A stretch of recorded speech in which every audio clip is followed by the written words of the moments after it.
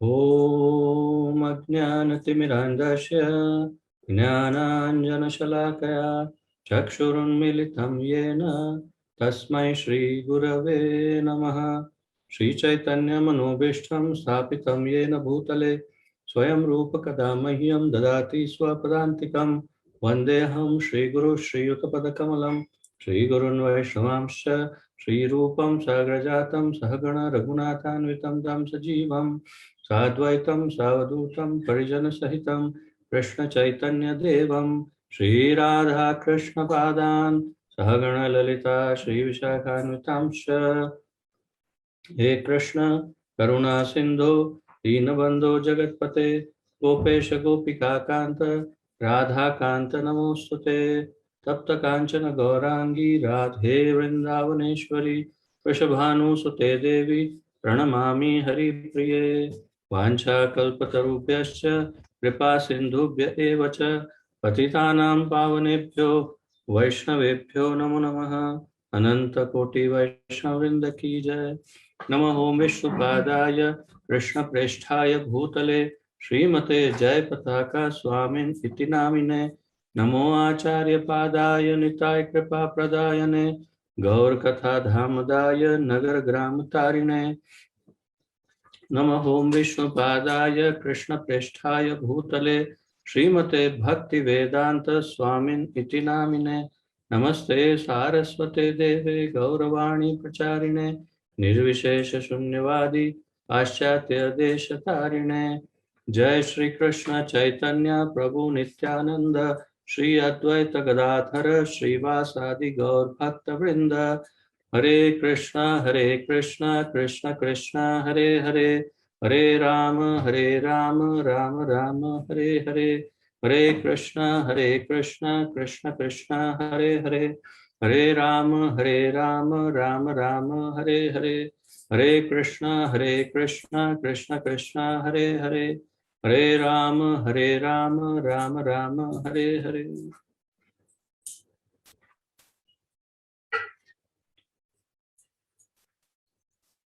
आप सबका बहुत बहुत स्वागत है आज के इस अत्यंत दिव्य, अत्यंत महत्वपूर्ण, अत्यंत रसमय, अत्यंत रहस्यमय, अत्यंत ज्ञानप्रद और सर्वाधिक उन्नतिप्रद इस ज्ञान यज्ञ के अंतिम शिविर में, अंतिम अध्याय में, अंतिम अध्याय के अंतिम लेसन, अंतिम सेशन में आप सबका स्वागत है। आज हम ये अत्यंत महत्वपूर्ण ग्रंथ का समापन करेंगे और आपको ये बहुत आश्चर्य होगा, परंतु आज जो अंत में चर्चा होगी वो चर्चा सुनकर आप अत्यंत विस्मित हो जाएंगे, अत्यंत अचंभित हो जाएंगे, क्योंकि वास्तव में मेरे मत अनुसार इस पूरे ग्रंथ का सार सर्वस्व रहस्य जो है, सर्वाधिक रहस्यमय गोपनीय जो रहस्य है वो आज उजागर हो जाएगा। और मुझे ये लगा पढ़ने के बाद कि अगर मान लो किसी तरह मैंने ये अंतिम दो इसके जो पन्ने हैं, पेजेस है, वो नहीं पढ़े तो मैंने पूर्ण रूप से ग्रंथ को ही नहीं पढ़ा, ऐसा मान सकते हैं। इतना महत्वपूर्ण ये अंतिम अध्याय है। तो आइए ध्यान दीजिएगा, बहुत ही महत्वपूर्ण और बहुत ही बड़ा रहस्य, सर्वाधिक गोपनीय बात आज एकदम स्पष्ट हो जाएगी। तो आइए प्रारंभ करते हैं जहाँ से पिछली बार विराम लिया था, और आप सब अपने ग्रंथ में मेरे साथ पढ़ सकते हैं।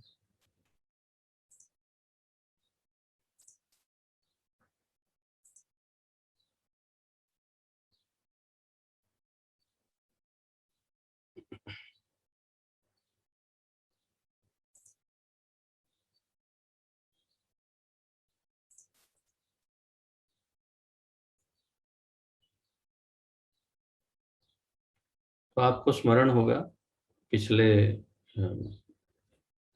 क्लास में हमने श्री श्री राधा कृष्ण का जो महत्व है, वो महत्व हमने रामानंद राय के श्रीमुख से श्रवण किया। महाप्रभु पूछते गए और अ, वास्तव में महाप्रभु उन्हें कहलवाना चाहते थे कि सर्वाधिक महत्वपूर्ण तो श्री श्री राधा कृष्ण ही है। श्री श्री राधा कृष्ण की उपासना और परम तत्व, परम उपास्य, परम आराध्य, सर्व मंगलकारी श्री श्री राधा कृष्ण ही है। इस बात को उन्होंने लगभग स्थापित कर दिया पिछले क्लास में, और इस क्लास में थोड़ा सा उसमें बस एक आध और जोड़ करके फिर उनकी चर्चा का विराम होता है। तो आइए शुरुआत करते हैं। श्री गौर सुंदर महाप्रभु ने जिज्ञासा की और एक प्रश्न पूछा रामानंद राय से, परम उपास्य कौन है? श्री रामानंद राय ने अविलंब उत्तर दिया कि दिव्य युगल श्री राधा कृष्ण उपासना की अवधि है। उपास्य अनेक हैं, जैसे कोई निराकारवादी ब्रह्म ज्योति की उपासना करते हैं, किंतु श्री राधा कृष्ण की उपासना करने के अतिरिक्त और भिन्न उपासना करने से उपासक जीवन लक्षण से रहित वृक्ष अथवा स्थावर प्राणी जैसा बन जाता है। तो ये बहुत महत्वपूर्ण जानकारी हमें रामानंद राय दे रहे हैं कि यदि कोई ब्रह्म ज्योति की उपासना करता है, जो आप देखते हैं बड़े बड़े बोर्ड लगे होते हैं आजकल, वो एक एक डॉट जैसा होता है, उसमें आजू बाजू में सब प्रकाश निकल रहा है, उसकी उपासना करने के लिए कुछ संस्थाएं प्रेरित करती है। तो अगर ब्रह्म ज्योति की उपासना करते हैं तो क्या फल होता है? तो जैसे कोई निराकारवादी, तो आप ये भी समझ लीजिए कि वो निराकारवादी है।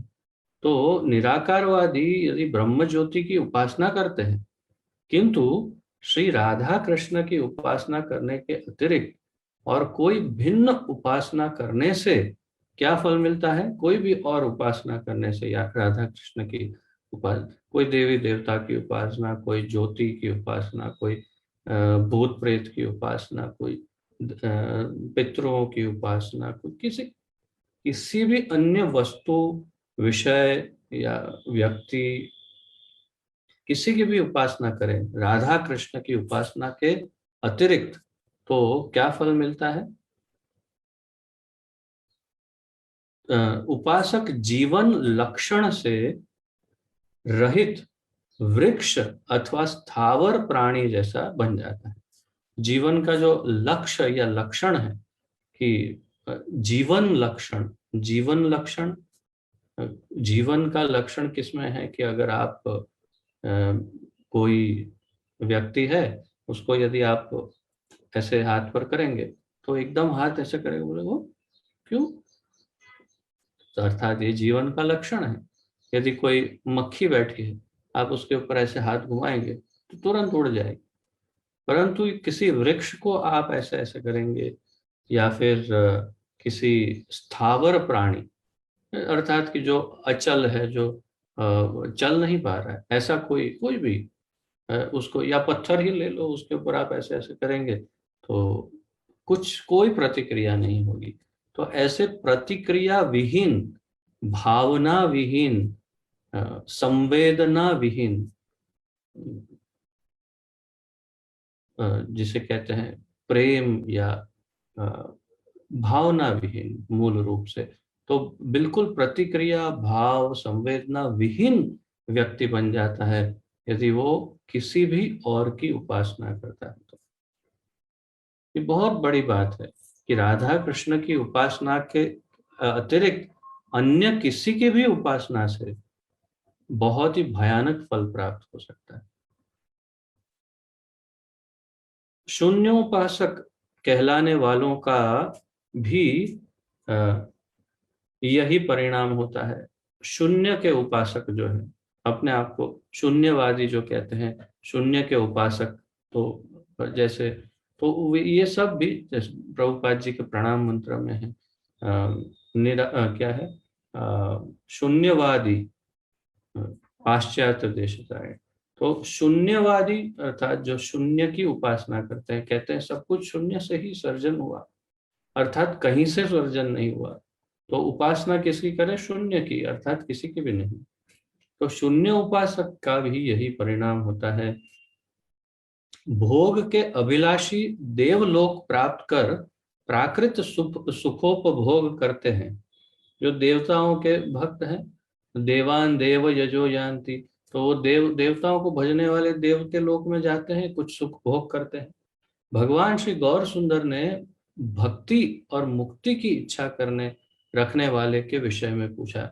तो फिर अगला प्रश्न पूछा महाप्रभु ने, उन्होंने पूछा कि भक्ति और मुक्ति की इच्छा रखने वाले, हाँ, क्या यहाँ मुझे लगना ही नहीं, यहाँ पर प्रिंटिंग मिस्टेक है, ये बहुत बड़ी गलती है प्रिंटिंग में। और एक अगर आपके पास हिंदी में पुस्तक है तो इसे तुरंत चेंज करिए, भुक्ति और मुक्ति की इच्छा रखने वाले।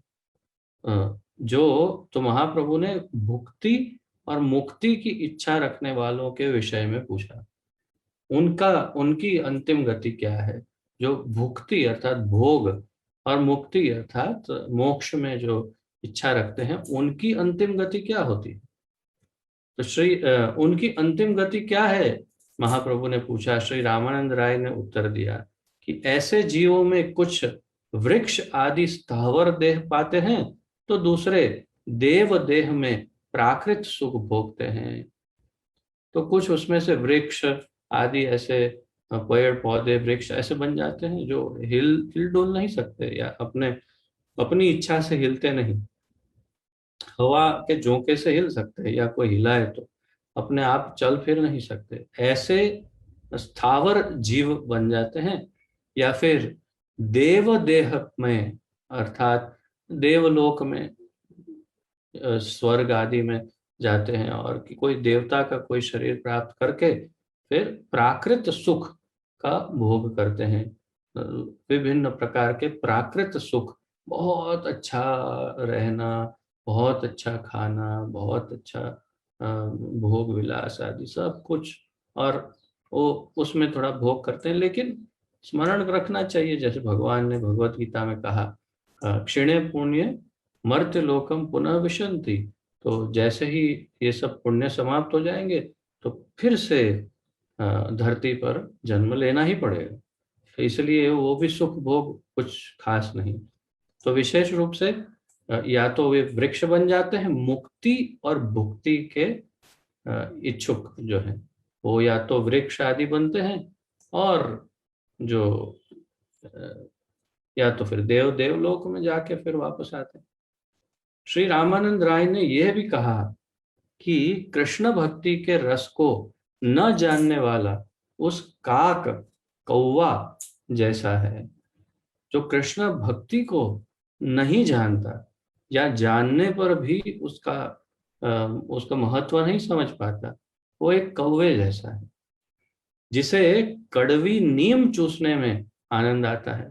तो कौवे को ऐसा कहते हैं कि कौवे को नीम के वृक्ष में कड़वी नीम जो है उसको चूसने में बड़ा आनंद आता है। उसकी जो फ्रूट, एग्जैक्टली मैं कहने ही वाला था, यहाँ टाइप करना या लिखना भूले हैं ये, परंतु उसकी जो छोटे छोटे फल होते हैं नीम के, गुजराती में लिम्बोड़ी कहते हैं, तो उसको खाने में कौवे को बड़ा आनंद आता है।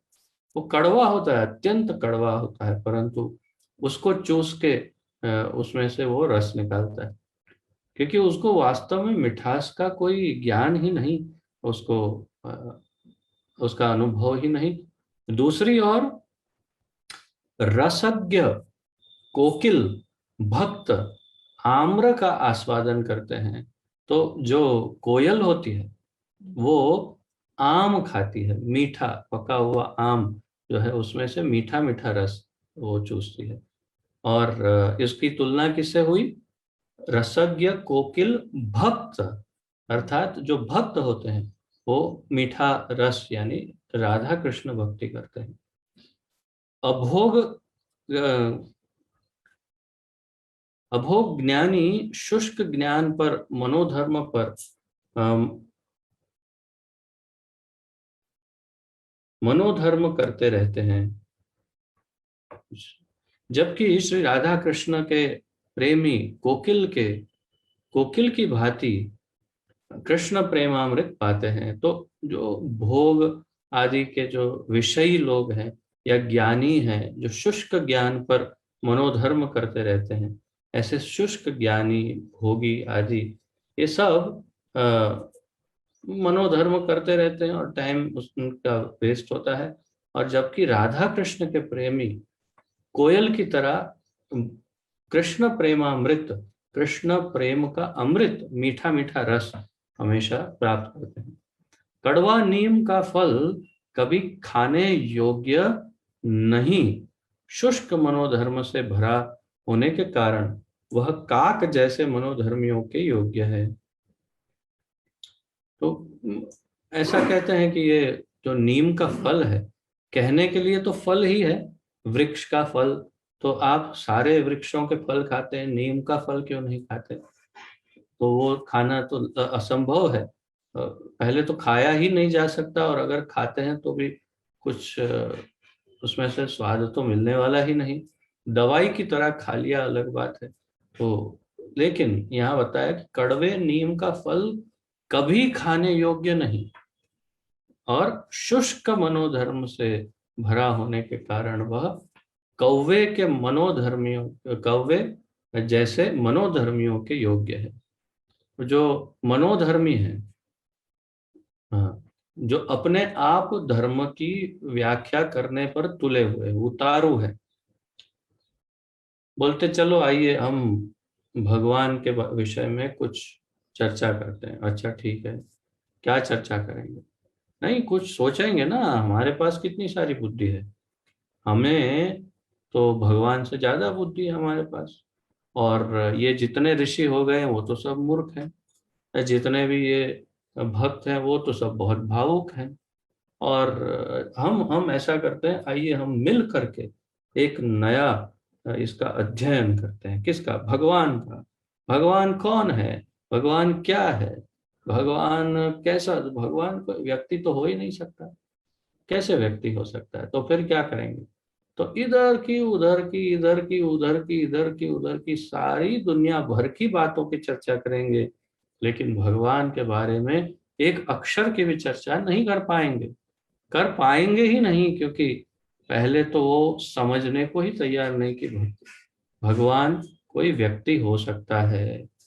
इसीलिए मनोधर्म जो है अत्यंत शुष्क ही नहीं, वो बिल्कुल निकम्मा और कड़वा है। और इसीलिए उसका रस केवल कौवे लेते हैं। इसलिए जो अत्यंत अहंकारी, भगवान के द्वेषी, जो भगवान के रूप में नहीं मानने के लिए दृढ़ निश्चयी होते हैं, नहीं नहीं भगवान कोई रूप तो हो ही नहीं सकता, अगर कोई है, भगवान है भी तो मैं ही हूँ, और कौन हो सकता है? तो ऐसे जो मनोधर्मी हैं उन लोगों के लिए है ये शुष्क ज्ञान। और जो भगवान के शुद्ध भक्त हैं वो मीठा मीठा अमृतमय रस पान करते हैं। अब सबको इसका अनुभव है मीठे रस का। किंतु आम का फल बड़ा आस्वाद्य है, श्री राधा कृष्ण के भक्त गण ही उसका आस्वादन करते हैं। इस प्रकार श्री रामानंद राय और भगवान श्री गौर सुंदर महाप्रभु ने रात्रि भर चर्चा की। वे परस्पर नृत्य, गीत और क्रंदन करते रहे, रात भर बैठे रहे, चर्चा करते रहे, और नृत्य करते रहे, नाचते रहे, फिर बीच बीच में गाने गा रहे थे ठाकुर जी के, और फिर बीच बीच में अचानक रोने लगते। तो इस प्रकार उन दोनों ने रात्रि बिताई। और फिर इस प्रकार रात्रि शेष होने पर प्रातःकाल राय अपने स्थान को चले गए। संध्या समय वे फिर भगवान श्री गौर सुंदर के दर्शन के लिए दर्शन करने आए। तो रात को, सुबह फिर रामानंद राय अपने ऑफिस जाना होगा, तो ऑफिस चले गए, और फिर शाम को वापस आए महाप्रभु से मिलने। कुछ समय कृष्ण कथा कहकर श्री रामानंद प्रभु चरणारविंद में प्रभु चरणारविंद में प्रपन्न होकर बोले। तो थोड़ी देर तो कृष्ण कथा की, और थोड़ी देर कृष्ण कथा करने के पश्चात रामानंद राय भगवान के चरणों में, श्री चैतन्य महाप्रभु के चरणों में गिर पड़े और फिर चरण प्रभु चरणारविंद में प्रपन्न होकर बोले,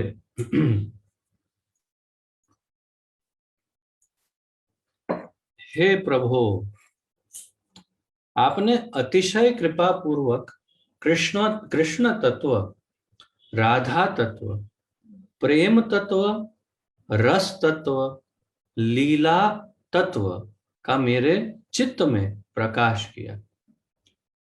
रामानंद राय ने क्या कहा? आपने आपने अतिशय कृपा पूर्वक कृष्ण तत्व, राधा तत्व, प्रेम तत्व, रस तत्व, लीला तत्व, ये 5 तत्व का मेरे चित्त में प्रकाश किया। तो उसका अर्थ है कि वो ज्ञान महाप्रभु ने उनके हृदय में दिया। मैं अपने आप को इस विषय पर बोलने का सब प्रकार से अनअधिकारी समझता हूं। आपने मुझे उसी प्रकार शिक्षा दी जैसे पूर्व में ब्रह्मा को आपने वेद ज्ञान प्रदान किया था। अब क्या कहना चाहते हैं समझिए रामानंद राय। बहुत ही युक्तिपूर्वक पहले तो उन्होंने ये कहना आरंभ किया कि ये सारे जो 5 मुख्य तत्व है उसका आपने ज्ञान मेरे हृदय में आपने दिया, मुझे प्रेरणा दी बोलने के लिए, और मैं तो संपूर्ण रूप से अनधिकारी हूँ, बोलने के योग्य नहीं हूँ। तो वास्तव में ये तो मुझ पर लागू होता है, मेरा क्या अधिकार है ये सब चर्चा करने का। परंतु देखिए ठाकुर जी की कैसी इच्छा है, मैं आपके सामने ये तोते की तरह शायद बोल रहा हूँ। बोल तो मुख्य ये विषय तो ठाकुर जी ही बोल रहे हैं, और यही भाव से उन्होंने कहा कि मैं तो इसका अनधिकारी हूं, आपने प्रेरणा दी, और फिर उदाहरण देकर कहा कि कैसे प्रेरणा दी। तो जैसे आपने ब्रह्मा जी के हृदय में उनको वेद ज्ञान प्रदान किया, वैसे आपने मेरे हृदय में इन 5 मुख्य तत्वों कृष्ण तत्व, राधा तत्व, प्रेम तत्व, रस तत्व और लीला तत्व का ज्ञान दिया। तो यहाँ 2 बातें हो गई। एक तो इन्होंने अपने आप को जीव तत्व कहकर बिल्कुल अयोग्य और पतित और अशक्त, सबसे निकृष्ट अवस्था में अपने आप को स्थापित कर दिया रामानंद राय। दूसरा, उन्होंने चैतन्य महाप्रभु को भगवान के तत्व पर बिठा दिया कि आप भगवान हो, आपने मेरे हृदय में प्रेरणा दी। कैसे? जैसे आपने ब्रह्मा जी के हृदय में दी। तेने ब्रह्म हृदय आदि कवये। आगे इसकी चर्चा आएगी।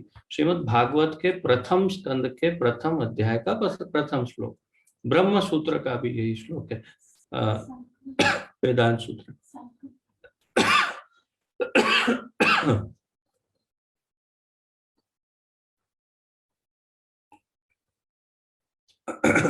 वेदांत सूत्र में भी यही श्लोक है, जो भागवत का भी प्रथम श्लोक है। और इसमें ये तेने ब्रह्म हृदय आदि कवये, तो उन्होंने ब्रह्मा के हृदय में आदि कवि भगवान ने वेदों का ज्ञान उत्पन्न किया, प्रकट किया या स्फुरित किया। उसका अर्थ है कि हृदय में बैठे हुए चैत्य गुरु परमात्मा जिसे हम कहते हैं,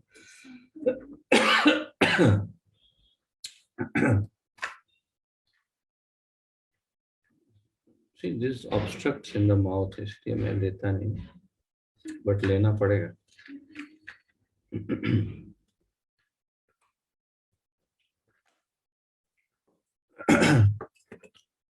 तो उन्होंने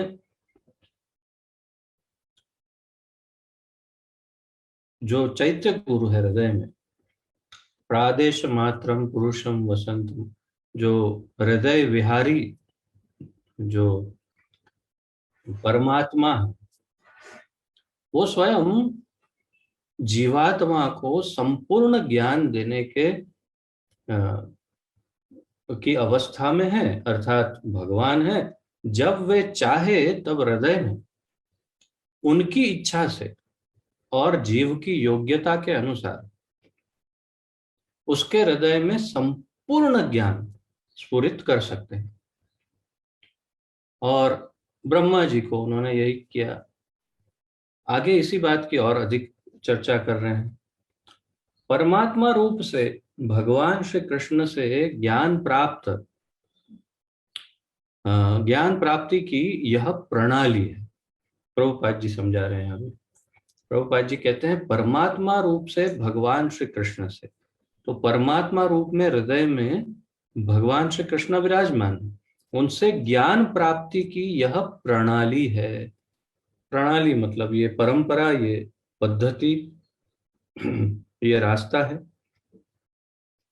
बाह्य रूप से अदृश्य होने पर भी अंतर्यामी रूप से वे भक्त से बोलते हैं।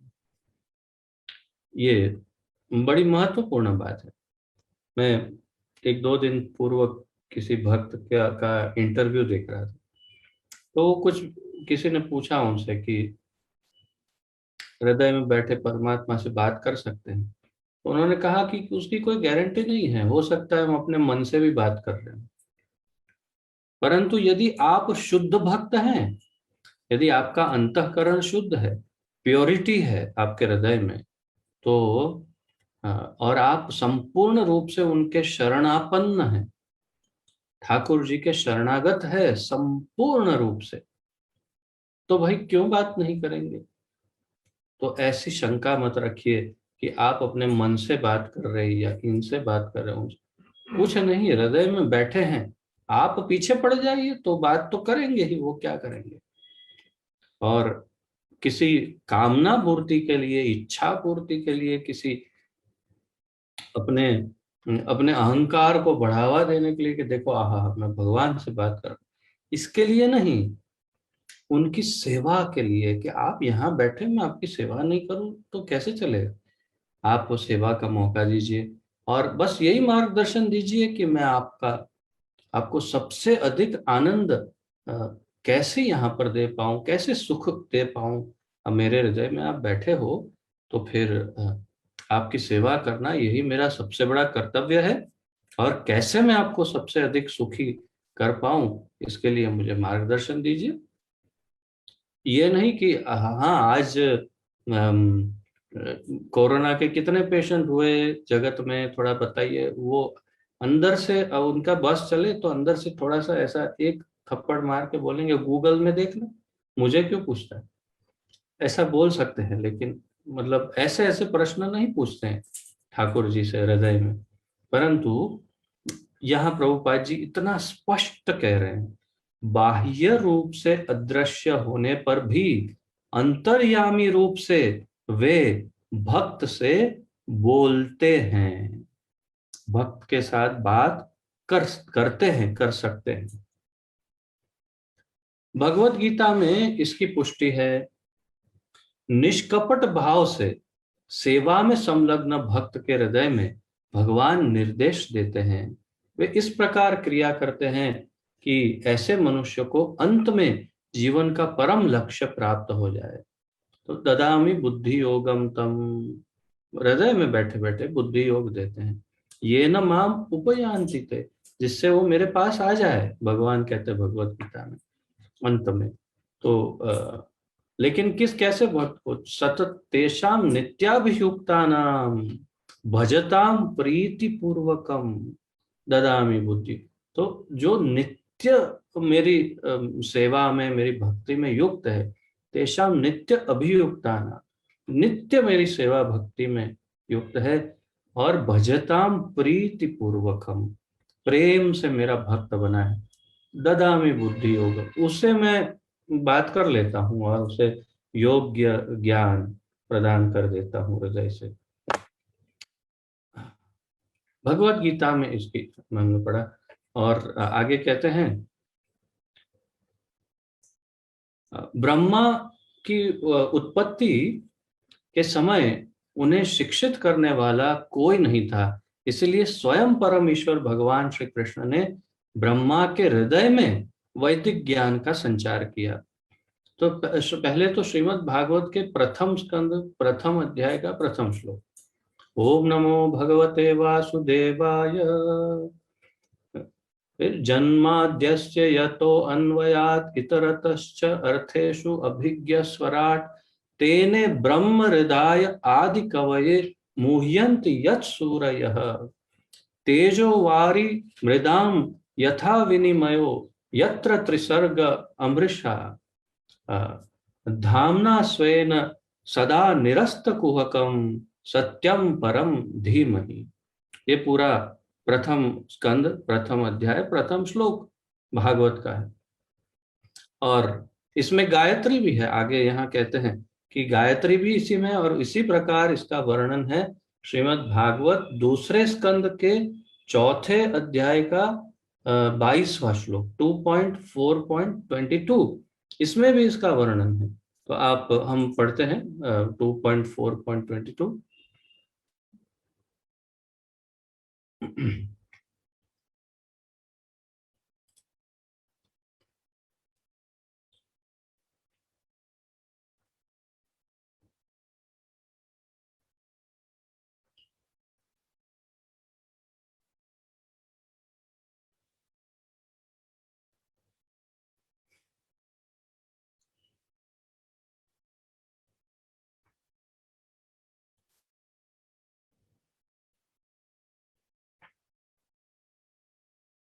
प्रचोदिता येन पुरा सरस्वती वित्तन्वताजस्यै सतीं स्मृतिं हृदि स्वलक्षणा प्रादुरभूत किलास्यतः स मे ऋषीणां ऋषभः प्रसीदताम्। प्रचोदिता येन पुरा सरस्वती वितन्वता जस्य सतीम स्मृति हृदि, हृदय से ब्रह्मा जी को जो ज्ञान दिया भगवान ने, उसका यहाँ वर्णन है। और इसका अनुवाद कर रहे हैं यहाँ पर सुखदेव गोस्वामी द्वारा प्रमाणित किया है कि भगवान श्री कृष्ण ने गायत्री मंत्र सर्वप्रथम ब्रह्मा के हृदय में प्रदान किया, प्रचोदयात। तो आप जानते हैं गायत्री में, इसीलिए महाराज परीक्षित को श्रीमद् भागवत सुनाने की शक्ति के लिए सुखदेव गोस्वामी ने भी भगवान की वंदना की। तो भगवान की वंदना करके उन्होंने कहा कि जैसे आपने गायत्री को और पूरे वेदों के ज्ञान को ब्रह्मा जी के हृदय में उत्पन्न किया, आप हृदय में बैठे हैं परमात्मा, तो इसी प्रकार मुझे शक्ति प्रदान कीजिए कि ये पूरी भागवत में परीक्षित महाराज को सुना सकूं। तो ऐसी वंदना, ऐसी प्रार्थना कर रहे हैं सुखदेव। श्रीमद् भागवत प्रथम स्कंद प्रथम श्लोक में परतत्व भगवान श्री कृष्ण को ब्रह्मा के हृदय में ज्ञान प्रदान करने वाला कहा गया, तेने ब्रह्म हृदय आदि कवये। श्रीमद् भागवत के प्रणेता व्यास देव कहते हैं, तो मतलब ये जो मैंने अभी अभी ये जो श्लोक आपके सम्मुख प्रस्तुत किया था, प्रथम स्कंद प्रथम ओम नमो भगवते वासुदेवाय आदि, उसका यहाँ अनुवाद दिया। सृष्टि के कर्ता, पालक और संहार करता भगवान श्री कृष्ण को मैं श्रद्धा पूर्वक प्रणाम करता हूँ, ओम नमो भगवते वासुदेवाय। और फिर आगे कहते हैं, परम सत्य को गहराई से जानने के प्रयास से हम जानेंगे कि वे अन्वय व्यतिरेक दोनों ही विधियों से सर्वज्ञ हैं।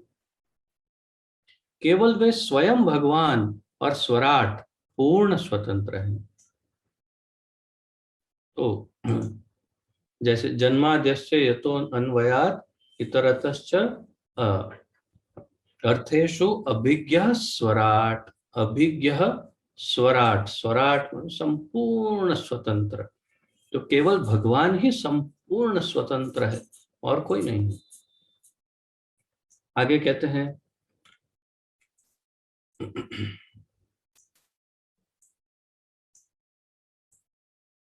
अंतर्यामी परमात्मा रूप से उन्होंने उन्होंने ही ब्रह्मा जी को प्रबुद्धि दी थी। संपूर्ण प्राकृत सृष्टि उनमें स्थित है। अतः परम सत्य भगवान श्री कृष्ण को समझने के प्रयास में महान सुर गण विद्वान भी विमोहित हो जाते हैं। अग्नि, जल, वायु एवं पृथ्वी का कार्य होने पर भी वह सृष्टि सच्ची प्रतीत होती है, किंतु भगवान श्री कृष्ण अप्राकृत और प्राकृत सृष्टियों के एकमात्र आश्रय हैं, अतः वे परम सत्य हैं। तो ये सब इस श्लोक का वर्णन है जो हमने सुना था अभी। श्री रामानंद राय ने भगवान श्री गौर सुंदर से आगे कहा। अब बस वही जो मैं आपसे कह रहा था, निवेदन कर रहा था क्लास की शुरुआत में, सबसे अधिक गोपनीय जो रहस्य है उसका आज हमारे साथ। हमने इतने सारे ग्रंथों का अध्ययन किया, हमने एक साथ मिल करके ब्रह्म सबसे पहले भक्ति रसामृत सिंधु, फिर उपदेशामृत, फिर ब्रह्म संहिता, चैतन्य महाप्रभु की जीवनी, फिर हमने और क्या ईशोपनिषद, और ये ग्रंथ भी अब तक पढ़ लास्ट लास्ट तक, अंतिम पेज तक हम पढ़ रहे हैं। और अब तक इतने ग्रंथों के अध्ययन में जो रहस्य अभी तक हमने नहीं सुना, वो रहस्य आज यहाँ उजागर हुआ। और वो भी हम सब जानते हैं इसको, लेकिन इतना स्पष्ट आज तक नहीं सुना था। वो अब यहाँ सुनेंगे, इसलिए आप सब बिल्कुल रेडी रहिए, एकदम तैयार। पहले मैं तो श्री रामानंद राय ने भगवान श्री गौर सुंदर से आगे कहा, पहले मैंने आपके सन्यासी रूप के दर्शन किए, फिर आपके श्याम गोप वेश का दर्शन किया।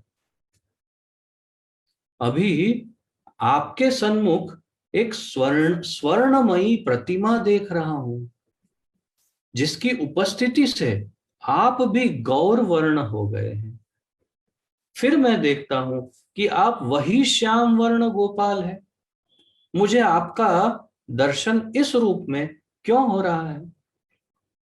तो अब ये उन्हें महाप्रभु के रूप में कुछ नजर आ रहा है, और जो नजर आ रहा है उसका वर्णन कर रहे हैं महाप्रभु के सन्मुख, और कह रहे हैं पहले मैंने आपके सन्यासी रूप के दर्शन किए, वो तो सब कर रहे हैं, पूरा जगत कर रहा है।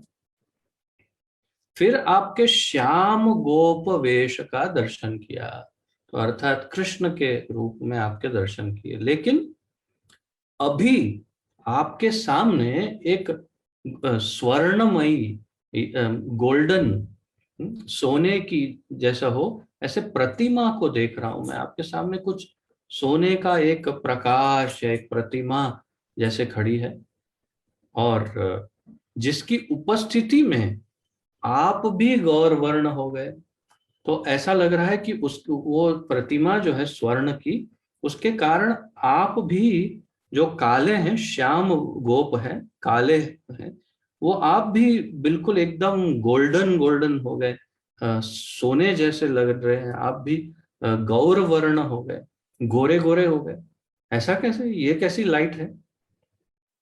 फिर भी देखता हूं, फिर भी देखता हूं कि आप वही श्याम वर्ण गोपाल हैं।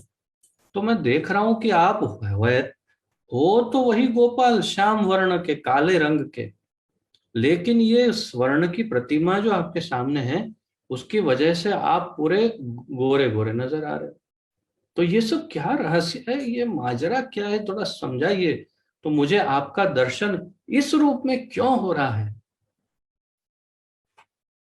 भगवान श्री गौर सुंदर महाप्रभु ने कहा, स्थावर जंगम आदि सब सत्वों में भगवान श्री कृष्ण को देखना महाभागवत का स्वभाव सा होता है।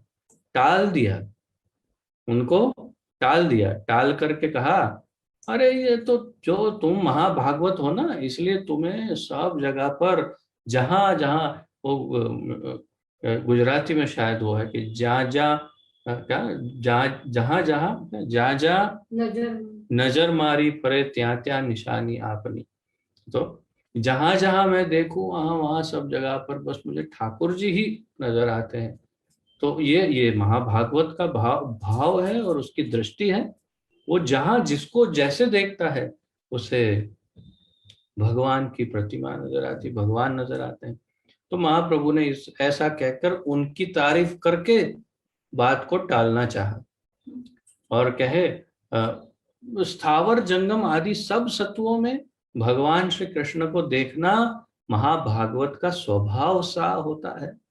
जहां भी जिस भी वस्तु पर दृष्टि पड़ती है उन्हें उस वस्तु की मूर्ति का दर्शन नहीं होता, अपितु सर्वत्र श्री कृष्ण की ही स्फूर्ति होती है। तो महाभागवत जहां जिसे देखते हैं उन्हें उस वस्तु का दर्शन नहीं होता है, उन्हें तो कृष्ण दिखते हैं वहां पर।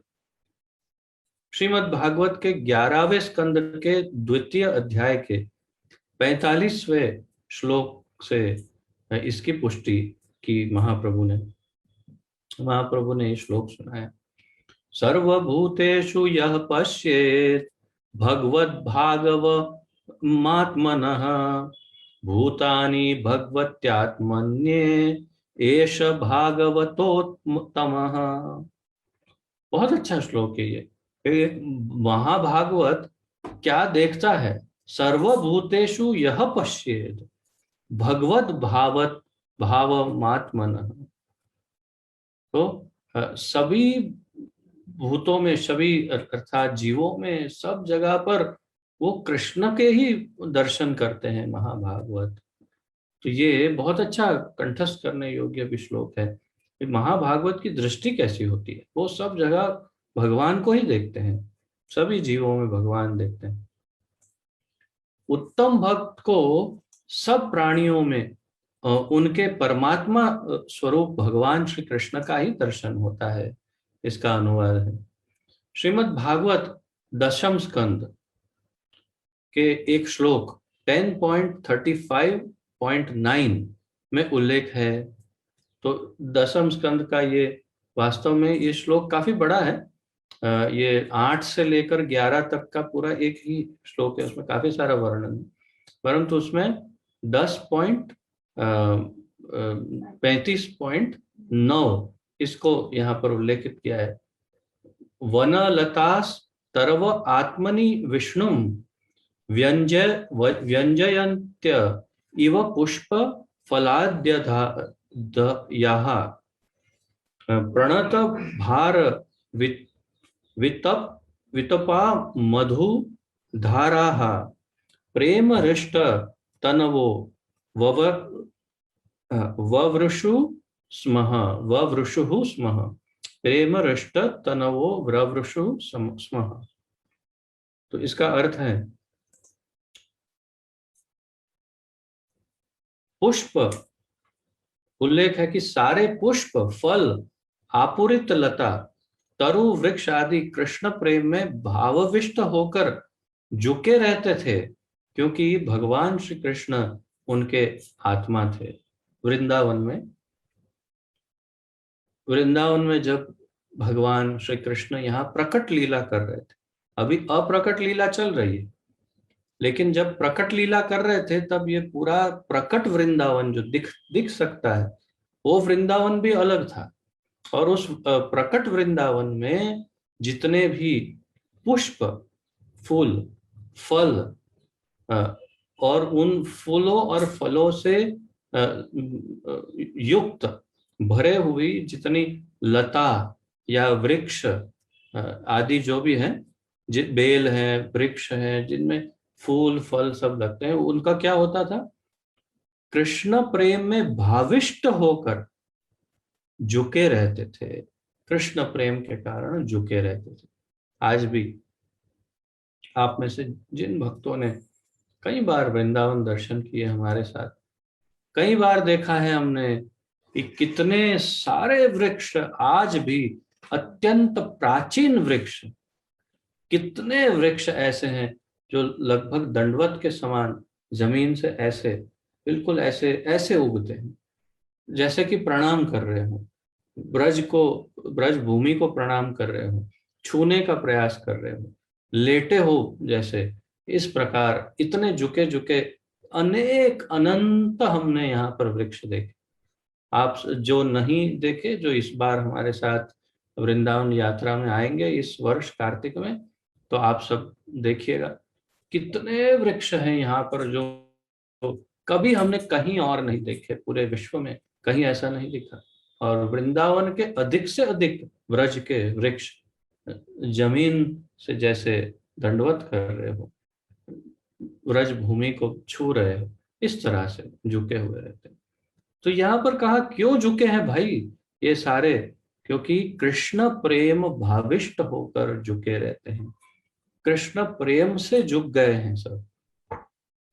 क्योंकि भगवान श्री कृष्ण उनके आत्मा थे, ऐसा लिखा है। श्री कृष्ण के चले जाने पर वे ही वृक्ष कंटकाकीर्ण हो गए, सब कांटों से भर गए पूरे, बिल्कुल बहुत दुखी दुखी होकर के अपने अंदर कांटे, उनके अंदर कांटे आ गए सब वृक्षों में। भगवान श्री गौर सुंदर महाप्रभु ने कहा, हे राय, श्री राधा माधव के विलास में तुम्हारा महाप्रेम है, इसलिए तुम्हें सर्वत्र श्री राधा माधव का दर्शन हो रहा है।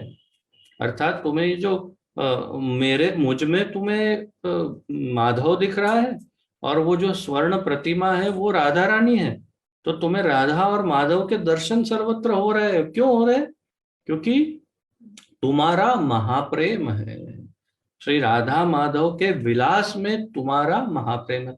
तो तुम में ये गुण है, तुम महाभागवत हो, तुम राधा माधव के प्रेम विलास में, महाप्रेम विलास में डूबे हो, इसलिए तुम्हें ये दर्शन हो रहे। मैं तो, मेरा कुछ नहीं है, ऐसा कह के टाल रहे। तो फिर ये थोड़ी छोड़ने वाले थे रामानंद राय। रामानंद राय ने कहा, मेरी विनती है कि मुझसे आप आत्मगोपन ना करें। अब थोड़ी सी भाषा बदलना शुरू कर दिया, क्योंकि कैसे भी करो तो ये है तो विशाखा सती ना। तो आप कृष्ण लीला में देखो कि ललिता होती तो अब तक तो हालत ही अब ऐसी कर दी होती, कुछ भी बोल देते। जैसे स्वरूप दामोदर बड़े कठोर थे, आप देखो गौर लीला में स्वरूप दामोदर का ही सब चलता, तो सब कुछ उनके थ्रू जाना चाहिए, क्योंकि वो तो ललिता सखी, और ललिता सखी बहुत कठोर है, अर्थात स्ट्रिक्ट है, कठोर का अर्थ है। तो और डांट देती है कृष्ण को भी। अब ये विशाखा है, वो भी नंबर, ऐसे तो नंबर 1 2 तो नहीं कर सकते, परंतु फिर भी अगर क्रम में देखे तो द्वितीय नंबर पर है, और वो भी कृष्ण से इतने ही क्लोज होने के कारण जब फिर थोड़ा ज्यादा होने लगे तो फिर वो अपनी पे आ गए, बोलते हैं ना, ये तो अपनी पे आ गया भाई, अपना अपनी अपनेपन पे उतारू हो गया। तो ऐसे ही ये अब थोड़ी सी भाषा बदलने लगे और कहते, देखो आप मुझसे आत्मगोपन ना करो, मतलब अपने आप को छुपाओ मत। मैं जान गया हूं कि श्री राधा की भाव कांति को अंगीकार कर श्रीमती राधा रानी की भांति स्वयं आप अपना आस्वादन करने आप अर्थात श्री कृष्ण अवतरित हुए हैं। उन्होंने कह दिया कि मैं अब जान गया हूं कि आप राधा रानी की अंग कांति को धारण करके, उनके भाव कांति को धारण करके, उनका एक तो शरीर का कलर राधा रानी का गोल्डन, और उनकी भाव कांति अर्थात जो राधा रानी का कृष्ण प्रेम है, वो कृष्ण प्रेम महाभाव को आपने धारण किया हुआ, और आप स्वयं कृष्ण अवतरित हुए हैं। आपके अवतार का अंतरंग अर्थात मुख्य प्रयोजन निज माधुर्य का आस्वादन करना ही है। आपका ये गौर रूप में आने का प्रयोजन क्या है, उसका हेतु क्या है? तो निज माधुर्य का आस्वादन, अपने ही प्रेम का स्वाद आपको नहीं, आप नहीं चख पाए। राधा रानी कितना स्वाद इतना कैसे मुझसे प्रसन्न होती है, कितना आस्वादन करती है मेरा। तो राधा रानी इतना आस्वादन करती है तो मुझे तो इतना मजा नहीं आता, अर्थात राधा रानी को मुझसे अधिक क्यों आनंद आता है? तो उसका आस्वादन करने आपने राधा रानी का भाव लिया और आप स्वयं उस भाव को लेकर स्वयं आ गए। क्यों? मुख्य प्रयोजन निज माधुर्य का आस्वादन करना। किंतु आंशु आनुषंगिक रूप से आपने त्रिभुवन को भी कृष्ण प्रेम से आप्लावित कर दिया। लेकिन एक अंश ऐसा भी आपने, तो जब आ ही गए तो अपने अंश से ये पूरे जगत को, त्रिभुवन को आपने कृष्ण प्रेम से आप्लावित कर दिया। मतलब पूरा, जैसे बाढ़ आती है समुद्र से, जैसे वो सुनामी सुनामी की तरह पूरे त्रिभुवन में आपने कृष्ण प्रेम फैला दिया, वो भी एक अंश से। क्योंकि जब आ ही गए तो आपका एक अंश पूरे त्रिभुवन को कृष्ण प्रेम में डुबा डुबा दिया। लेकिन मुख्य हेतु क्या है? आप आस्वादन करना चाहते हैं राधा भाव का। मेरा उद्धार करने आप स्वयं पधारे। अब मुझसे कपट ना करे, वार्निंग दे रहा हूं। अब मैंने कहा ना, अपनी पे आ गए तो कहा अब मुझसे कपट ना करें, यह आपके लिए उचित नहीं है। दादागिरी। अब तो थोड़ी सी धमकी भी दे रहे, यह आपके लिए ठीक नहीं है। हाँ बस बहुत हो गया, अब मुझसे कपट ना करें। तो जब महाप्रभु समझ गए कि ये अभी कहीं विशाखा होके एकदम से मुझे डंडा ना मारने लगे, तो उससे अच्छा है स्वीकार कर लेते हैं। तो फिर अब जो सबसे अधिक गोपनीय रहस्य है जिसकी मैं बात कर रहा था, वो आपके सामने प्रस्तुत है। प्रसन्न होकर स्वयं भगवान श्री गौर सुंदर महाप्रभु ने मंद मंद हंसते हुए श्री रामानंद राय को अपने असली स्वरूप महाभाव श्री राधा और रसराज कृष्ण के मिलित तनु के अर्थात शरीर के दर्शन कराए। श्री श्री गौर सुंदर महाप्रभु की जय, श्री श्री राधा कृष्ण की जय।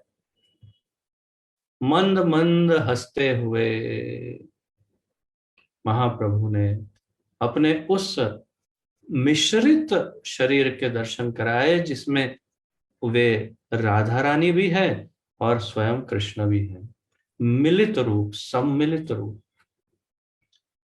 असली रूप महाभाव श्री राधा और रसराज कृष्ण के मिलित तनु के दर्शन कराए।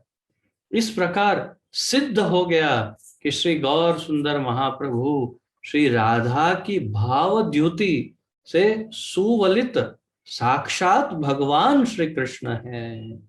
हरि हरि बोल, गौर हरि बोल। तो गौरांग महाप्रभु स्वयं ही कृष्ण है, ये सिद्ध हो गया, उन्होंने दर्शन करवा दिया। दो रूप धारण कर फिर एक रूप हो जाने की उनकी अलौकिक सामर्थ्य का श्री रामानंद के सम्मुख प्रकाश हुआ। तो रामानंद राय के सामने उन्होंने इस बात का प्रकाश किया कि वो दो रूप में है, राधा और कृष्ण, फिर भी मिलके एक हो सकते हैं और वो अपनी अलौकिक शक्तियों के कारण ये सब हो सकता है। तो उसका दर्शन और प्रकाश उन्होंने रामानंद राय को करवाया। भगवान श्री गौर सुंदर महाप्रभु और श्री राधा कृष्ण के वृंदावन लीला विहार में श्रद्धालु जन श्री रूप गोस्वामी की कृपा से श्री चैतन्य महाप्रभु का सच्चा स्वरूप समझ सकते हैं। तो प्रभुपाद जी कह रहे हैं महाप्रभु के वृंदावन लीला विहार, महाप्रभु और राधा कृष्ण के वृंदावन लीला विहार में श्रद्धालु जन रूप गोस्वामी की कृपा से, तो हम सबको रूपानुग कहते हैं, रूप अनुग, हम सब मुख्य रूप से, हमारे जो सबसे प्रमुख आचार्य हैं वो रूप गोस्वामी हैं, वो हमारे टीम लीडर हैं।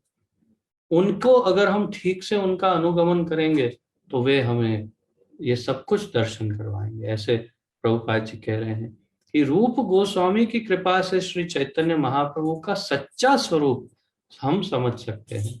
तो ये आज इसे रूप गोस्वामी की कृपा ही समझिए कि हम पर दयालु श्रील रूप गोस्वामी ने ये करुणा की है और हमें ये दर्शन करवाया। ऐसा ही लग रहा है जैसे हमने दर्शन किया है श्री श्री राधा कृष्ण के सम्मिलित रूप श्री गौरांग महाप्रभु के। भगवान श्री गौर सुंदर के इस अद्वितीय स्वरूप का दर्शन कर श्री रामानंद राय मूर्छित होकर भूमि पर गिर पड़े।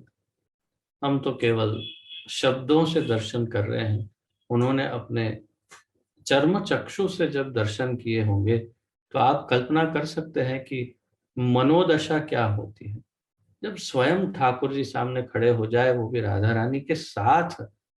तो कौन सी चेतना अपने आप को, भक्त की चेतना, एक प्रेमी की चेतना कैसे अपने आप को संभाल सकती है। मूर्छित हो गए। महाप्रभु ने कर स्पर्श से वे, महाप्रभु के कर स्पर्श से वे सचेत हुए। महाप्रभु ने हाथ लगाया और वे जाग गए। श्री गौर सुंदर महाप्रभु को एक बार फिर सन्यासी वेश में देखकर उन्हें अतीव विस्मय हुआ। फिर से देखा कि ये तो फिर सन्यासी हो गए। उनका आलिंगन कर श्री महाप्रभु ने आश्वासन दिया कि केवल उन्होंने ही इस रूप का दर्शन किया है, केवल उनको ही महाप्रभु ने इस रूप का दर्शन करवाया। इस बात को उन्होंने उनको आलिंगन किया और कहा कि आपके अलावा किसी ने ऐसा दर्शन नहीं किया है। प्रभु ने कहा, मेरा अवतार तत्व जानने के कारण तुम्हें इस विशिष्ट रूप के दर्शन का सुअवसर प्राप्त हुआ है। हे रामानंद, मैं गौर अंग वाला गौर पुरुष नामक कोई और नहीं हूं, मैं तो साक्षात व्रजेंद्र नंदन कृष्ण ही हूं। श्री राधा के अंग स्पर्श से मैंने इस समय यह रूप धारण किया है। महाप्रभु ने कहा कि श्री राधा के अंग स्पर्श के कारण मैंने ये रूप धारण किया है। और लिखते हैं, श्री कृष्ण के अतिरिक्त श्रीमती राधा रानी अन्य किसी का स्पर्श नहीं करती, केवल कृष्ण का ही स्पर्श कर सकती है। तो इस प्रकार भी तो ये सिद्ध हो रहा है कि ये महाप्रभु स्वयं कृष्ण ही हैं। और उन्होंने शब्दों में केवल दर्शन नहीं, दर्शन को भी हम सोच सकते हैं कि शायद दर्शन हुए तो उनकी भ्रांति हो, लेकिन अब तो महाप्रभु ने अपने शब्दों से इस बात को स्वीकार कर लिया है। यही देखिए, मैं कह रहा था आपसे कि हमने इतने सारे ग्रंथों का अध्ययन किया, आज तक कभी इस बात को न पढ़ा न सुना। आज पहली बार महाप्रभु स्वयं अपने मुखारविंद से इस बात को स्वीकार कर रहे हैं। फिर से पढ़ते हैं, कह रहे हैं, हे रामानंद, मैं गौर अंग वाला गौर पुरुष नामक कोई और नहीं हूं, मैं तो साक्षात व्रजेंद्र नंदन कृष्ण ही हूं। श्री राधा के अंग स्पर्श से मैंने इस समय यह रूप धारण किया है।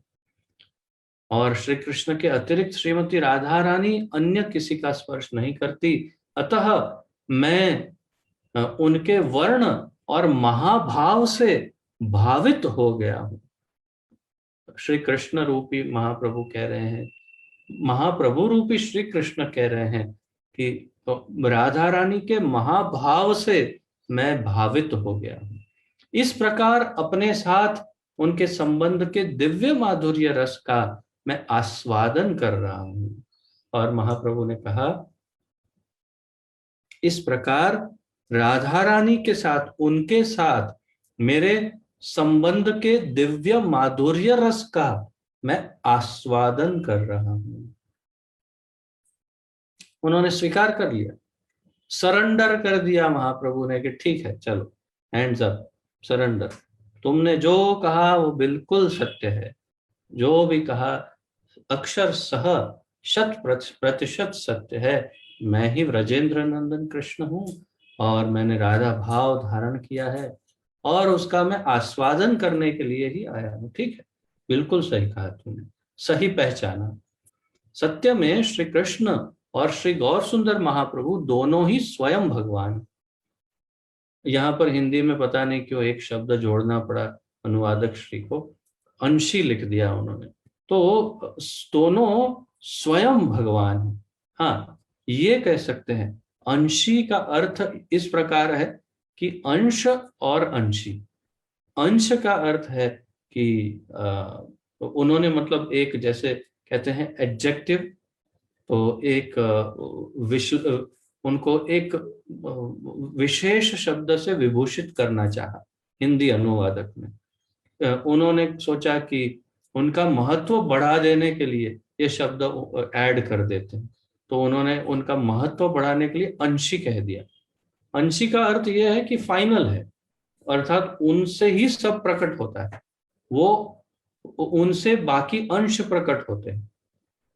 और अंश जो उनके अवतार होते हैं, जैसे कि संकर्षण, वासुदेव, प्रद्युम्न, अनिरुद्ध आदि, या नारायण, या ये सब अंश अवतार, या उनके, या फिर हम विभिन्न अंश हैं।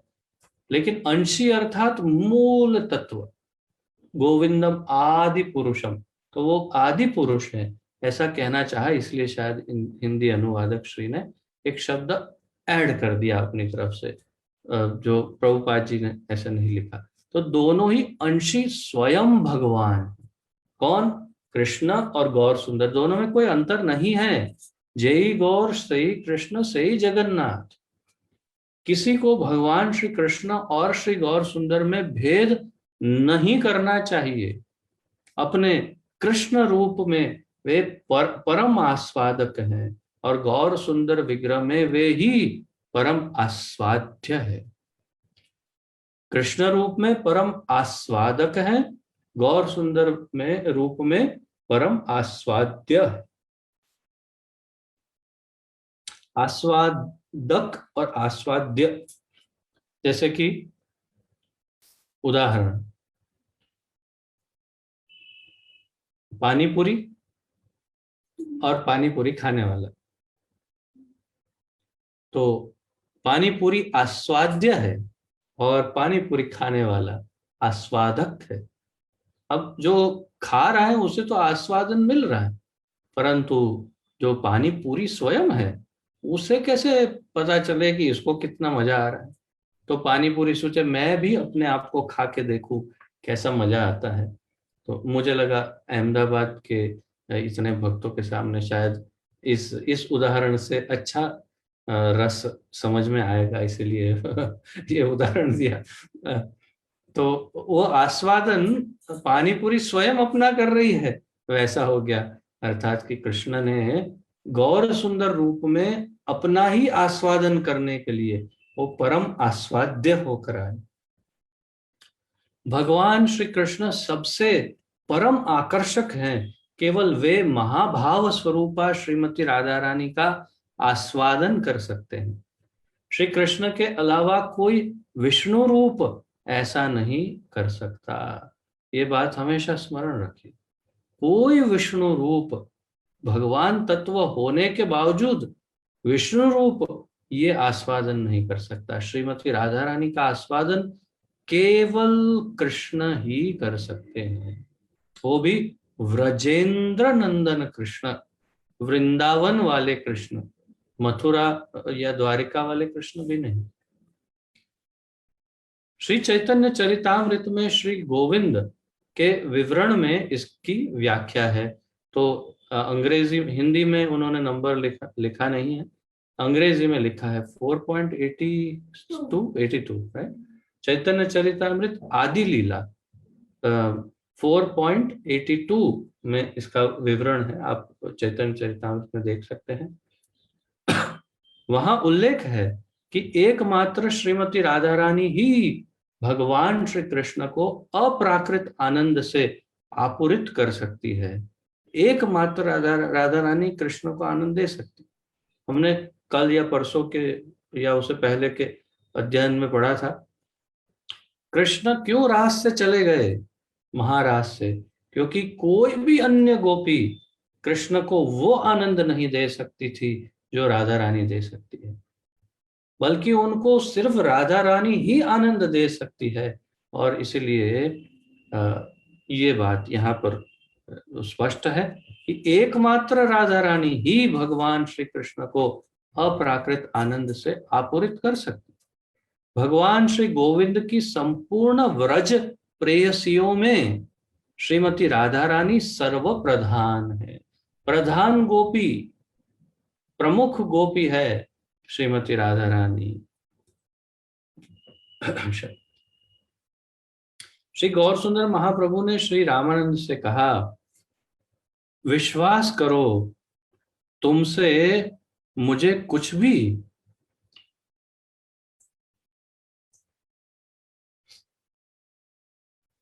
गोपन नहीं करना है।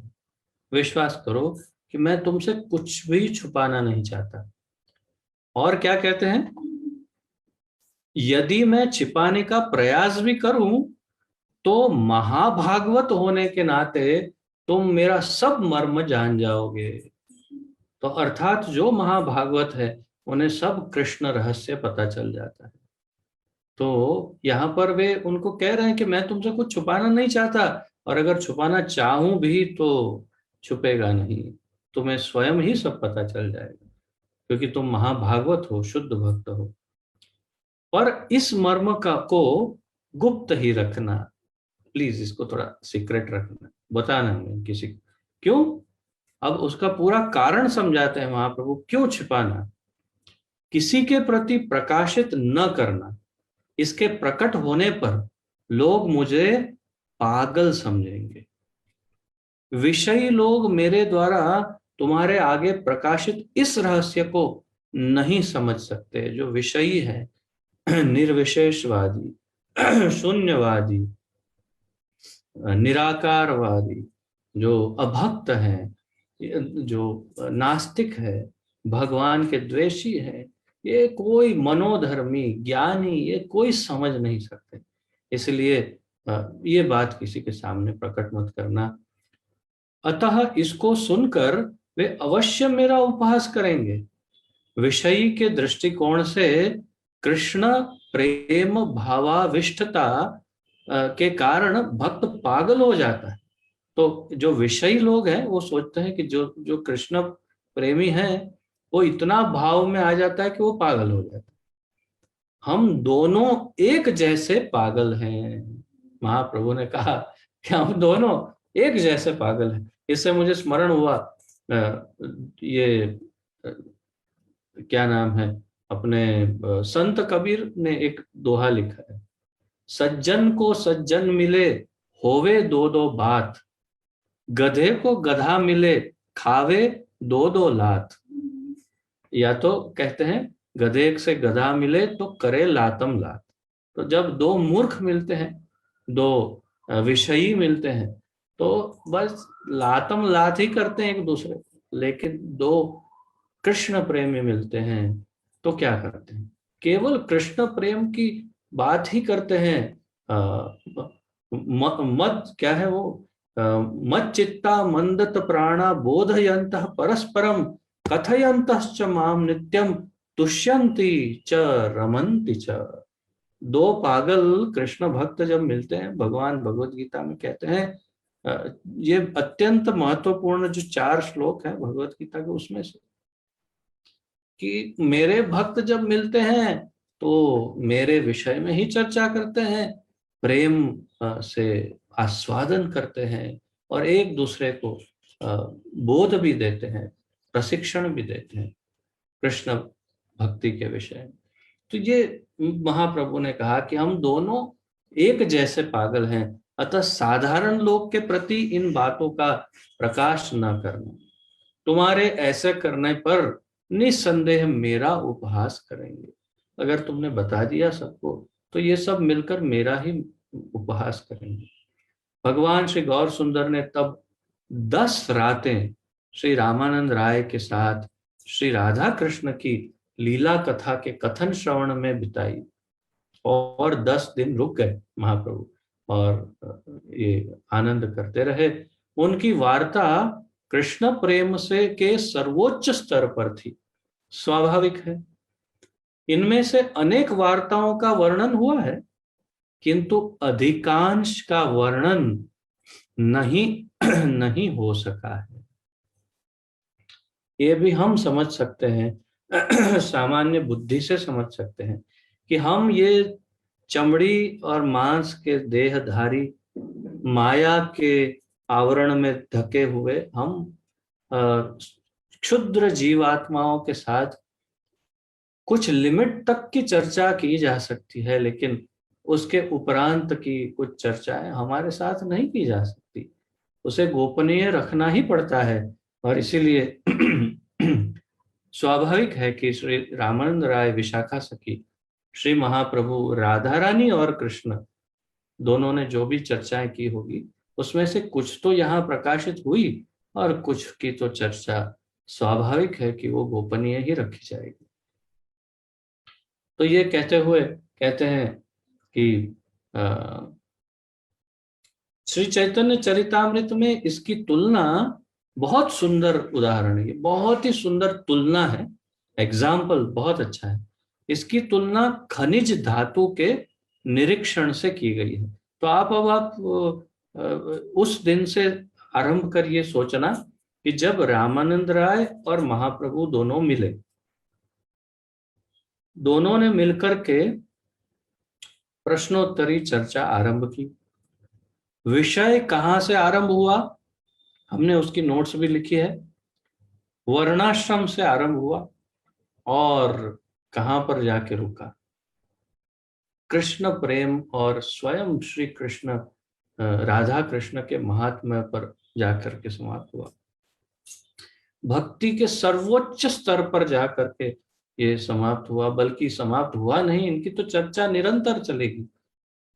लेकिन फिर भी इस स्तर को यदि हमें उदाहरण देना हो कि वर्णाश्रम, फिर मनोधर्म, फिर इत्यादि ऐसे जो स्तर थे, उन स्तर का अगर हमें उदाहरण देना हो तो यहाँ पर बता रहे हैं धातुओं का इस क्रम में से वर्णन है। इस क्रम से धातुओं का वर्णन है। तांबा, कांसा, फिर चांदी, फिर स्वर्ण और अंत में चिंतामणि। तांबे से शुरुआत की, तांबा, लोहा तो आया ही नहीं क्योंकि लोहे की बात करने का प्रश्न ही नहीं। जो कर्म आदि जो जो जो उसकी बात नहीं, पहले वर्णाश्रम धर्म अर्थ, तांबा से बात शुरू की, फिर कांसा पे गए, फिर चांदी पर आए, फिर स्वर्ण की बात की और अंत में चिंतामणि की चर्चा हुई। भगवान श्री गौर सुंदर एवं श्री राय की प्रारंभिक वार्ता तांबे जैसी है, क्रमशः श्रेष्ठतर वार्ता स्वर्ण है। इस प्रकार उनकी वार्ता का पांचवा अंश चिंतामणि जैसा है।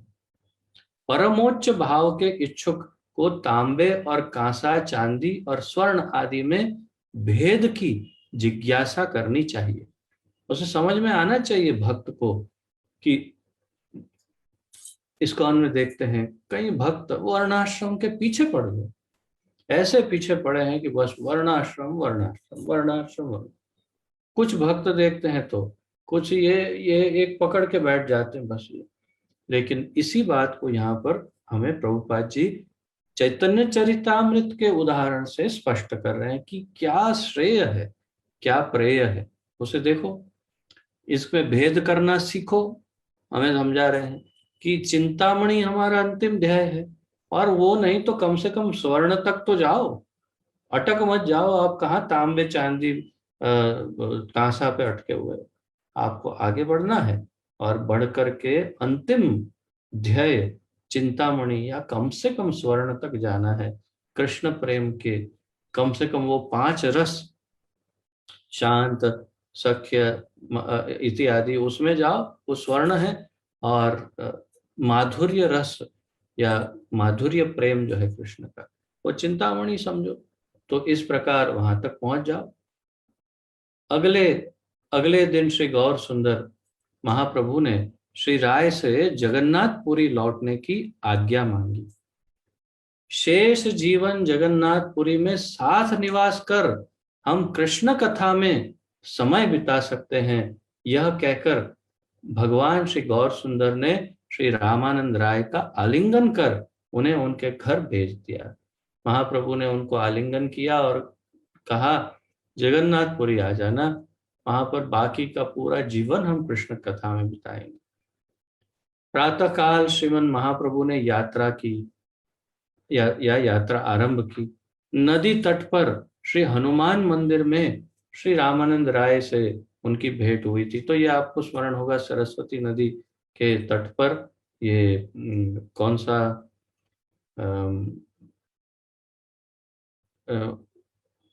विद्यानगर में सरस्वती के तट पर उनकी भेंट हुई थी। तो हनुमान मंदिर, तो वहां पर एक हनुमान मंदिर में श्री रामानंद राय से उनकी भेंट हुई। हनुमान मंदिर में दर्शन करके उन्होंने प्रणाम किया महाप्रभु ने। श्री महाप्रभु के विद्यानगर, देखिए वो अब ये नहीं कि अब तो क्या, अब तो रामानंद राय को तो पता चल ही गया भगवान हो तो क्या है, अब मैं हनुमान जी के सर पे हाथ रख देता हूँ, ऐसे नहीं। उन्होंने हनुमान जी को प्रणाम किया, तो दर्शन किया। और श्री महाप्रभु के विद्यानगर के निवास काल में नानाविध लोग उनके दर्शन करने आए और उनकी कृपा से वे सभी भगवत भक्त वैष्णव बन गए।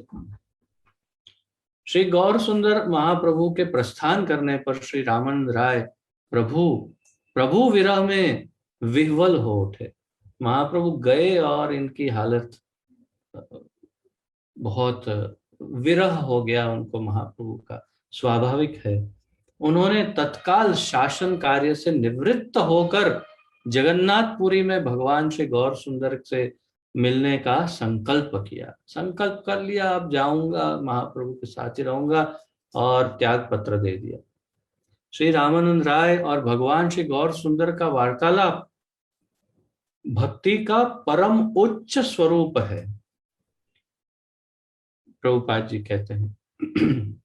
ये जो चर्चा हमने सुनी है वो भक्ति का परम उच्च स्वरूप है। मैं आज भी आश्चर्य करता हूं, आप में से कुछ भक्तों को देखता हूं, विशेष रूप से राज, इतना छोटा बच्चा और ये अत्यंत परम गुह्य विषय में क्लास में बैठता है। अभी तक मेरे मस्तिष्क में इस बात की स्पष्टता नहीं हो रही कि ये जीव क्या है, कौन है ये जीव, कैसे वो इतने अत्यंत गुह्य चर्चा में इतना स्थिर होकर बैठता है। और आप में से कुछ भक्त बहुत ही नए हैं, अभी अभी जुड़े हैं, और इतनी गुह्य चर्चा कैसे सुन रहे हैं। तो स्पष्ट है कि आप बाह्य रूप से नए दिख रहे हैं, परंतु बहुत पुराने खिलाड़ी हैं, जो कितने जन्मों से न जाने भक्ति में भी लगे हुए होंगे, इसलिए अब इस परिपक्व फल को सीधा खा रहे हैं। इसलिए आप सबको मैं बहुत बहुत प्रणाम करता हूं। और पढ़ते हैं आगे। श्री रामानंद राय और भगवान श्री गौर सुंदर का वार्तालाप भक्ति का परम उच्च स्वरूप है। इसके श्रवण से श्री राधा कृष्ण लीला और श्री चैतन्य महाप्रभु के परम गूढ़ तत्व को जाना जाता है। यदि किसी बड़भागी की इस वार्ता में सचमुच श्रद्धा हो जाए तो, अब सुनिए, हृदय खोलकर सुनिए क्या कह रहे हैं। यदि किसी बड़भागी, कोई बड़े भाग्यवान की इस वार्ता में, इस चर्चा में सचमुच श्रद्धा हो जाए कि नहीं नहीं ये सत्य, मतलब उस जैसे वो वहां बैठकर सुन रहे हो ऐसे ही प्रतीत करें, उतनी श्रद्धा से सुने, तो वह श्री राधा कृष्ण की दिव्य लीला में प्रवेश कर सकता है। हरि हरि बोल। श्री गौर सुंदर महाप्रभु की जय। श्रील प्रभुपाद की जय। निताय गौर प्रेमानंदे। हरि हरि बोल। यदि आपने श्रद्धा पूर्वक इसे सुना तो श्री राधा कृष्ण की दिव्य लीला में प्रवेश मिल जाएगा। इतनी बड़ी लॉटरी की टिकट हमें लग गई है आज। अब इससे आगे कहने के लिए क्या शेष है, क्या बाकी है। और बस यहीं पर लगता है कि हम जैसे एवरेस्ट के शिखर पर पहुंचकर झंडा गाड़ दिया, उस प्रकार लग रहा है। वो उससे ऊपर और कुछ नहीं, सब हो गया। कृष्ण प्रेम प्राप्त और कृष्ण राधा कृष्ण की दिव्य लीला में प्रवेश तक उसका द्वार तक खुल गया। लेकिन अगर श्रद्धा से सुना हो तो ये बहुत जरूरी था। इस प्रकार इस अत्यंत दिव्य महाग्रंथ का यहाँ पर समापन होता है और बहुत ही आनंद, संपूर्ण संतुष्टि के साथ हम यहाँ विराम लेते हैं। यदि किसी का कोई प्रश्न आदि हो तो आप सब का बहुत बहुत स्वागत है। आप पूछ सकते हैं या जो भी कुछ सुधार सुझाव आदि प्रस्तुत कर सकते हैं। मैं देख रहा हूँ कि बड़भागी कुछ गिनती के ही हैं, सब नहीं है। बड़भागी हम उंगलियों पे गिन सकते हैं, इतने ही हैं। फेसबुक पर भी लाइव में सुन रहे होंगे काफी भक्त, वो भी बड़भागी हैं। आप भी धन्य हैं सब। और जो आगे यूट्यूब में आदि में सब सुनेंगे वो भी बड़भागी है। आप सबको बारंबार प्रणाम करता हूँ मैं। कोई प्रश्न आदि? any प्रश्न?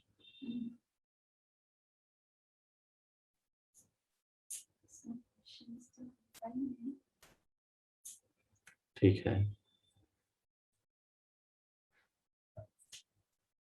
अच्छा तो नहीं लग रहा विराम लेने को, परंतु अब ये इस संसार का क्रम है। तो इस ग्रंथ को विराम देंगे और दूसरे किसी ग्रंथ से अगले सप्ताह प्रारंभ करेंगे। ये पूरा सप्ताह में बहुत सारे दूसरे कार्य हैं, उसे करूँगा और फिर अगले सप्ताह से फिर रेगुलर क्लास ऑनलाइन आरंभ करेंगे। ऐसा कल हमारी मीटिंग हुई थी, उसमें मत था सभी भक्तों का कि भगवत गीता को लिया जाए और हर सप्ताह जो हम भगवत गीता ले रहे हैं उसकी जगह कृष्ण बुक को लिया जाए। रसराज कृष्ण या पूर्ण पुरुषोत्तम भगवान श्री कृष्ण। या फिर ऐसा भी देख सकते हैं कि कृष्ण बुक को प्रतिदिन अध्ययन में लिया जाए और भगवत गीता को वीकली लिया जाए। तो ये थोड़ा सा फिर एक बार सोचेंगे और अगले सप्ताह आरंभ करेंगे। देखते हैं किस तरह करना। आप सबका बहुत बहुत धन्यवाद। श्री चैतन्य महाप्रभु की जय। श्री रामानंद राय की जय। पतित पावन श्रील प्रभुपाद की जय। पतित पावन गुरुदेव की जय। निताय गौर प्रेमानंदे। हरि हरि बोल। आप सबके चरणों में कोटि कोटि दंडवत प्रणाम। आप सबका बहुत बहुत बहुत बहुत धन्यवाद। हरे कृष्ण।